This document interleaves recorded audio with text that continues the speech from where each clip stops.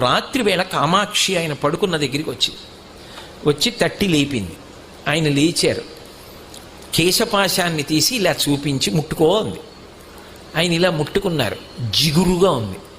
ఏమ్మా జుట్టు జిగురుగా ఉందన్నారు. పాలు పోసి వెళ్ళిపోయావు అని.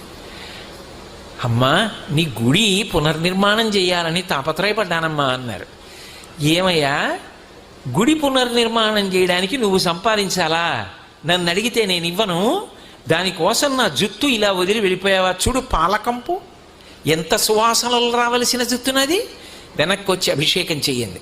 రాత్రికి రాత్రి ఆయన బ్రిటిష్ ప్రభుత్వం వారిని అడిగారు తలుపులు తీయమని. తీశారు. వాళ్ళు గౌరవం కొద్ది, వాళ్ళకి ఆ గౌరవం ఉండేది.